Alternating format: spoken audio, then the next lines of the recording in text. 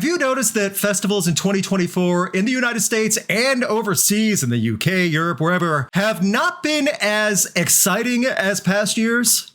You're not alone. It's the year of the underwhelming festival headliner, according to Consequence. This article posted yesterday, and as soon as I saw it, it reinforced that I was not the only one thinking this exact thing. This is something I've talked to my wife about the other guys with Rock Coliseum. We all are sharing not like disgust. We don't hate many of these headlines at all. We don't hate many of these festival lineups. Definitely curious and confused, though. Confused might be the best word. From the editorial coordinator of Consequence, it seems like the trend of the post-pandemic festival has been to rely on the classic artists, as seen most prominently with last year's Glastonbury headliners Guns N' Roses, Elton John, and Arctic Monkeys. Arctic Monkeys are the spring chickens on that lineup. I have a feeling people would genuinely be excited for No Doubt, who are returning at Coachella. However, we don't know much else about that yet. Consequence brought up a great point, and I want to point that out right now. This is a group of people talking about something. It's across the board, not just with multi-genre, but especially with the rock and metal festivals. Here in the United States, it's stood out a little more. The multi-genre festivals also are feeling that. So what we're going to do right now is have a little bit of show and tell, and this is with some of the headliners and festival lineups we've seen announced so far for 2024 festivals. That's it's the end of January as I'm recording this. Many have announced for spring, some for the early summer. Keep in mind, this is not a permanent look at the many festivals that still need to be announced, but I'll address that later. We want to start off with the two that are very nostalgic for many reasons. First, Sick New World. This is a trip down memory lane plus a trip down new music lane, for lack of a better term, for a lot of heavy hard rock bands, new metal, post-grunge, just straight up metal, metalcore galore, you name it. This is the festival one day, April 27th. Too many stages, too many bands, short sets for many of them. However, these festivals run by the company that puts on Sick New World and When We Were Young have done a pretty good job so far. System of a Down and Slipknot are headlining. Also, there are reunions, new bands coming out like Bad Omen, Sleep Token. Many of those names are also going to be there. Baby Metal's going to be there. This is something that does rely a little bit on nostalgia, though, so it is a touch different. However, this is exactly what the nostalgia feed wants. So, along with nostalgia, Il Nez from YouTube said, flashback to the When We Were Young poster. Well, funny you should mention that. The same company at the same festival grounds later in the year, When We Were Young, having many bands play their anniversary album. You're going to have a lot of bands like My Chemical Romance, many others play a certain album in entirety, including the Black Parade from My Chemical Romance to headline the night. Fall Out Boy is one of the very few bands that will not be playing a full album because they just had a new one come out and they want to promote the crap out of that. A Day to Remember, Homesick, Coheed and Cambria, Good Apollo I'm Burning, Under Oath, They're Only Chasing Safety. These are just a few that I'm glancing at. And there's many more that are going to be talked about as well over the years. The Used and Love and Death, Armor for Sleep, What to Do When You Are Dead, Amber Lynn, Never Take Friendship Personal. This is specifically meant to hit all of the Gen X and older millennials right in the feels and get them to Vegas to hear their albums they grew up with as early to late teenagers. Here's the thing with this company, though, that runs these two festivals. They are banking on nostalgia. It's a little bit different. You're trying to go for headliners that are going to stand out as well as be somewhat current while banking on people that want to see this and have a theme. So it is a little bit different, and I think these are fine, especially Sick New World. I'm hoping to get to that one. Now we get to the traditional festivals. First, we're going to talk about Welcome to Rockville in Daytona, Florida. For those who have been following Rocks for a while, you'll know this festival is near and dear to my heart. I have been to 7 in a row. I went every year up until pandemic, and then DWP decided not to allow media, photographers. They really shut the door on a lot of people, so that's why I haven't been able to attend. However, Rockville still has a place in my heart. This lineup right here has some bands I love and some bands I think are terrible and some headliners I think that are not helping. Motley Crue as a headliner for your current rock and metal festival in 2024 is insane. Motley Crue at this point is not Motley Crue of the 80s or even the 90s. Limp Bizkit will definitely get their Florida audience. I can't stress enough, people will show up for that. To jump around and watch Fred Durst just run the gambit of all the old hits. There's bands on here I love. You guys know I love Slipknot. I'm wearing a Slipknot Cadott hoodie right now. So it's not like there's nothing here I don't love. You know, I love Baroness. I'm wearing a Better Lovers hoodie. There's so many bands on here that are worth seeing. So many bands on here I can't stand. There's variety though. The problem I have with something like this, and this is going to be repeated a lot, festivals are relying on the old names. Slipknot and Limp Bizkit are the spring chickens of Welcome to Rockville headliners. Foo Fighters are great live. They've headlined several Welcome to Rockvilles. Slipknot is great live. They've headlined several Welcome to Rockvilles. With a lot of great names, a lot of names I don't recommend seeing live, but the headliners don't scream, you need to see this show. We then go on to the other DWP festival in the spring, Sonic Temple. I think this festival lineup, while having a lot of overlap, same bands, many of them, I still think this festival lineup is a bit stronger. That being said, they're relying on the Misfits, and I know it's the original lineup. Still, Mr. Danzig is not exactly in the best singing form that he was even 10 years ago. And then it was rough. Slipknot headlining the last day again. The Pantera tribute show, which is what it's been known to be, apparently does put on a great show, and that's fine. Disturbed has headlined Sonic Temple before. Slipknot headlined Sonic Temple before. It's the same bands. Limp Bizkit, not headlining, but still going to be there. Falling in reverse. Hopefully no one gets hurt or threatened or anything like that because someone's going to have a hissy fit. And I'm not talking about the fans. It's a ton of overlap between these two, and they're far apart. I mean, one's in Daytona, Florida, one's in Columbus, Ohio. And Sonic Temple usually does put on a good production. It still screams the same problem, though. Not only just nostalgia, you're relying on bordering classic rock and metal at this point. Judas Priest, who I love, they're at both of these, you know? There's people that will find stuff on this for sure that enjoy it every day. But it's a lot of money and a big commitment in time and sacrifice to go to one of these festivals if you're not all on board to see bands that have been there every other year or bands that have been past their prime for quite a while. It's a big ask. And someone said from the chat, rain has affected the past two Welcome to Rockvilles. Yes, it has. And I've been there for a few others. In 2015, it was a tornado. I'm fortunate that I've never had a full day rain out for one of the ones I've been to at Rockville, especially when I lived in the area. At the same time, it's almost a guarantee. This is a 4-day festival. There's going to be weather, especially in Florida. Ohio has had issues with that too. When we were at Sonic Temple 2019, again, Sonic Temple is great for the setting it has, or the environment that they do in the MLS arena. There's weather issues because it's May. It's just how it is. The reason I bring up both these DWP festivals because for the past at least month, maybe 2 months, the Dollar Days deal. What does that mean? About 2 months ago, the festival was not selling out like crazy, as previous CWP festivals have. This festival and Sonic Temple are offering $1 down. Give us $1 and we'll let you do layaway. We'll give you tickets that way. Just tell us you're coming, please. So that way we can say we sold the tickets. There's a smart part of the business side of this. No matter what they do, say, okay, what the heck? Maybe I'll be able to go. I'll put $1 down.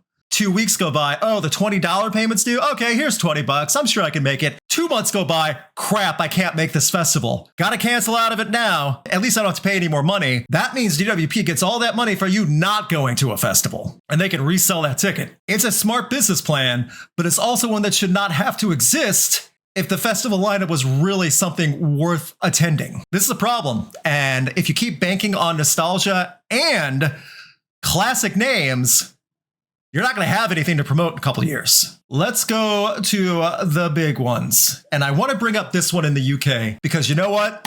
It is worth pointing out. A few months back when Download 21 was announced with its first wave of bands, a lot of people were not super impressed. Fall Out Boy, Queens of the Stone Age, Avenged Sevenfold as the 3 headliners. It was just this past week that the second wave of bands was pushed out and it was fleshed out a lot more. They added names like Electric Callboy, Code Orange, Tom Morello, many others. This is much more fleshed out, but you look at this lineup and you see a lot of heavier bands, a lot of metalcore, a lot of current rock bands, electronic rock. There's a lot of popular names in here with a lot of nostalgia, and they're really banking on big names that released an album last year. Queens of the Stone Age, Fall Out Boy, Avenged Sevenfold all released new albums last year, and they're banking on those big names. that people are going to want to hear them. And also, you'll see a lot of familiar names like you just saw on the DWPs. Pantera, Bad Omens. You have Enter Shikari, The Offspring, Limp Bizkit, The Used, and it goes down, and you have heavier stages and things like that. It's not leaving people with a lot of excitement for the headliners because Fall Out Boy just tours constantly anyway now. Queens of the Stone Age have been putting on the exact same show for years. I just saw them last year. Yes, I can say that. At Avenged Sevenfold I saw last year, and they're going to try to do some new stuff this time, which is fine, but it's nothing new that we haven't seen before, especially at festivals like these. We talk about the rock and metal ones. Let's talk about some more of the genre diverse ones, the multi-genre festivals. Start slow and then go into the whole party. Shaky Knees is a festival that I worked once, and it was great. This year at Shaky Knees had a lot of the same bands that were at Riot Fest last year, the previous fall in September. You have a lot of the alternative and then indie bands. You have a lot of the rock bands of the 90s. Foo Fighters again. And I love Foo Fighters. They're just a standard name. They headlined Riot Fest last year. It's the same stuff. And again, Shaky Knees is a different company. They do a good job. This lineup is fine, but it's nothing that hasn't been done before. To the Influencer Fest. This is where I saw people really revolting. Coachella 2024, which over the past 5 years has been, not pandemic, the past 5 Coachellas have been trying to be more diverse with their lineup. For the most part, they have been succeeding, and then 2024 comes and nope. Lana Del Rey, Tyler, the Creator, Doja Cat. There's so many names on here that I think exist for clout. These are names, but a festival like this does not warrant a massive ticket price from Golden Voice, especially in Coachella. And I understand that No Doubt is returning, and that's going to be a big spectacle when it happens, but we don't know anything else besides that. What if it falls flat? We don't know. Someone just said in the chat, and this is a great way to look at it, festivals have gone the way of Sundance. It's not about the spirit and the vibe of the music in the indie scene and celebrating big names as well. It's about clout and the big names and getting as much money in a weekend as possible. And I understand that's the business side of it. Coachella, I saw a lot of backlash for. Coachella's not selling the same way past Coachellas have as well. That's a problem, especially for a festival like this. And DWP, who is still trying to make deals and get more people to buy, it goes to show that people are underwhelmed with what we're getting. And I don't think it's festival burnout. People that like to go to festivals plan on them every year. If the lineups aren't what they want, something really must be up for each individual person, which is possible. But more than likely, it's the lineups and the people doing the talent buying that are having a lot thrown at them, and this is the best they can do. We then go to Bonnaroo in June, and I've heard great things about Bonnaroo. This is definitely very multi-genre, and this is another example of throw everything at the wall, and hopefully it snags people. Friday, Post Malone. Saturday, Red Hot Chili Peppers. Sunday, Fred again. And then there's Mega the Stallion, Cage the Elephant, Mars Volta, who I love. This is not only just throw everything at the wall and hope some of it sticks for you. This is just destroying the wall at that point. This is a hodgepodge and random playlist of bands that AI almost kind of put together. And don't get me wrong, this one will sell tickets. I don't know if it's going to be a sellout. I've never been to Bonnaroo, but this is zero theme. This is just, here's a bunch of bands you've heard of. Come give us money to see them in a field. And this lineup is not terrible by any means either. I prefer this much more to Coachella for a multi-genre festival. And also, Bonnaroo is one of the festivals that is really buckling down on not buying single day passes. You have to buy the full 4 days. That's a problem. And that's a big demand. Rockfest for years, I have been told, I've never been, has always been a fantastic environment run by great people who treat media and all the attendees very nicely, and it's had consistently good lineups. Maybe not ones that I've loved, but I totally understood. And I'm going to do a show and tell just to prove my point for this one. Last year's 2023 lineup for Rockfest: Pantera, Slipknot, Godsmack. Those were the headliners. And you can see a lot of bands in there too, and love or hate any of these bands you like, but it gives a very clear vibe of what they're going for up in Wisconsin. Now keep in mind, Pantera, Slipknot, Godsmack, last year's headliners. Keep that in mind. Compare them to this year's headliners. Jelly Roll, Shinedown, 30 Seconds to Mars. This is not only a different lane, it's a different direction. And there are bands on here I love. Chevelle's great. Parkway Drive is a lot of fun live. You know, I love Seven Dust. Guys, this is different. And I have nothing against Shinedown either. I don't have a problem with most of these names. To say you're going from Slipknot and Pantera to 30 Seconds to Mars in the same venue, that is wild. And people buy tickets for Rockfest well in advance because it's run so well and it's a good environment. People camp, do all that. They think it's great. There is some backlash for this lineup, guys. I don't know how else to politely put it. Someone just said this again feels like TikTok created. No, I get that, like AI maybe. 30 Seconds to Mars headlining Rockfest just looks odd. You're going to have Killswitch Engage, Seven Dust, Upon a Burning Body lead up to 30 Seconds to Mars? Country, hard rock, and whatever 30 Seconds to Mars is doing. That's your Rockfest for 2023. Finally, we go to one that I've seen the most backlash for. And as soon as I saw it, I knew people would be disappointed. And I was right. I saw the backlash instantly, both on their pages and from people just talking in general. Boston Calling is a big festival every year. I've heard great things. It's more of a alternative leaning, but they have a lot of variety and stuff in there too, but more alt-rock leaning. Boston Calling went a totally different direction this year as well. Ed Sheeran, Tyler Childers, The Killers. It's all over the place. Boston Calling is also an expensive festival. So this is what they're saying their money is. And also that you can't see it too well, but that would be ARTV John saying, "Holy Mother of God, this lineup stinks. This is one of the worst lineups I've ever seen. Boston Calling is dead." This is a weird one. This is not to the level that they've had other Boston Callings before, which is a big festival. Compare it to last year's. Foo Fighters, The Lumineers, Paramore. Then you had the same names, Queens of the Stone Age. You have Alanis Morissette, who's doing stuff this year again with a big tour. It's so much similar stuff that just gets recycled from year after year. And I have nothing against Boston Calling. I've never been. Even I knew people would be disappointed because this hurt people. And I don't think they have any hate for names like The Killers and Hosea. How could you?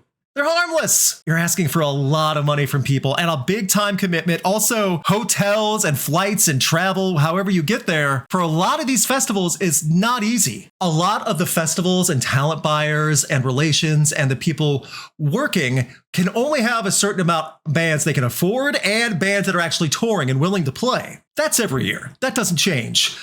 The fact that all these festivals across the board are choosing who they rely on for festival names being recycled over and over again, and then with very diminishing returns, screams to me that something else is up. Keep in mind, this is speculation, nothing confirmed. I've had so many people say this might be a situation where labels are getting involved.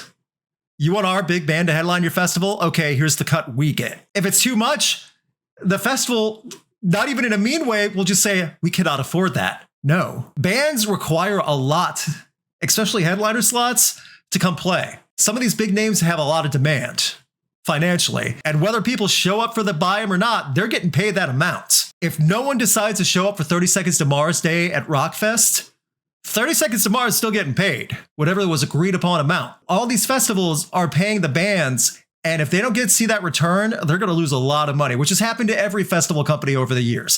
DWP has lost money on festivals. They've taken a bath a few times for sure. And that's without the discussion of weather and unexpected cancellations and things like that. Another issue that I think might be a problem is just that companies and festivals and talent buyers and promoters don't know what else to do, and they're too afraid to put a newer name as a headline spot. And that is very risky. From the business perspective, that is not risk adverse at all. And I get that. Would you rather risk giving a headline spot to a name that's been really popular the last 3 years? Or would you rather rely on a classic name like the Pantera and just their reunion set? From a business perspective, just give them the Pantera set. Wash your hands with it and hope that the people that come every year, because people will go to the same festival every year as like a rite of passage, tradition, whatever it might be. This is what's going to test them, because if the lineups keep getting the same bands and it keeps getting watered down, people are going to find other festivals to go to or find other things to do. The reason I say that is because the month that Rockville and Sonic Temple are happening, all those most of those bands, I should say, most of them are touring. You can see those bands in tours around that area itself. In May, on the East Coast, many of these bands are crossing over from Florida to Ohio and other parts of the nation, even going out west. So you just see some of these bands somewhere else and not have to deal with camping, renting a hotel, flights, food every day. Festival ticket prices are so high now just for basic admission. And with the money that they can afford to buy certain talent with that's either recycled or is not really what people are wanting, festivals could take a hit big time. Why is that a problem for us? That means festivals will reduce. All it takes is one terrible festival turnout to never have it again. And that's happened quite a bit. You have to understand that there are many festivals still to be announced for the fall and late summer too. There's CWP festivals like Aftershock and Louder Than Life. There's even Incarceration later in the summer. There's multi-genre big festivals like Austin City Limits, which usually does promote a pretty big turnout and big headliners. You also have the independent ones like Riot Fest, and I'm very biased towards Riot Fest, how it's run with a big team, but independent. They know what to look for in bands and they know how to promote. They know what their audience is looking for. So something like this, which is not hinted at anything. The only band we know for sure that'll be at Riot Fest is Sum 41 because they said so on their tour. This was the lineup for last year for Riot Fest. I was there for it. It was great. There was variety, there was nostalgia, there was brand new stuff. They gave a name like Turnstile the second to last headliner of the evening. They're trying to do different things. The reason I say that is there's festivals that actually are putting an effort to try to do something different. But then you also have Foo Fighters. You have The Cure, and that was the first time I saw them. I loved it. That's banking on nostalgia. You have the Postal Service, Death Cab for Cutie doing their reunion stuff, banking on nostalgia from 20 years prior. And I love Riot Fest, so I'm banking on that one being a good one this year as well, or I'm hoping. But it still does prove a point. Festivals do rely on stuff like that. You can see it in the rock and metal ones. You can see it in the more alt-leaning ones. You can see it in Coachella. They're relying on big names and nostalgia. And a lot of these big names are not getting people to rush out and buy a ticket. If festivals aren't selling tickets, though, there's going to be fewer festivals. Again, all it takes is one really bad turnout to ruin the company that runs a festival. And they'll never do it again. And I'm not saying Coachella is going anywhere. It's not. I'm not saying that for DWP. They aren't. But it does prove to show how many people are turning away from many of these lineups. I have hope for the rest of the year. I have hope for great festivals like Riot Fest, Austin City Limits, the DWP festivals like Louder Than Life and Aftershock. All that being said, I have no guarantee. I have no way of knowing. I'm not on the inside, like on that side of talent buying and stuff like that. But it'll be interesting to see if it's the exact same names again, because recycled festivals are now becoming common, and with diminishing returns, no one's going to go buying. So when I say something like, are 2024 festivals a letdown? A lot of people feel that way. I see the merit in a lot of these festivals. Again, I think Sonic Temple looks fine, but I understand the argument of it's the same names over and over again. I see something like Rockfest, which is totally changing directions for a lot of their headliners. I see something like Coachella just throwing everything they can for attention and seeing what sticks for the influencers. On the East Coast, Lunatic Luau was a big radio station festival year after year. Big bands used to play. They didn't even have it last year. They just said nope. And it doesn't look like they're having it this year either. Probably too expensive and too much of a gamble. That's not to say the end is near, and I do believe we have something hopeful for the second half of 2024. There are some festivals that I like personally, but a lot of people are feeling let down with 2024 festivals. And I kind of see why.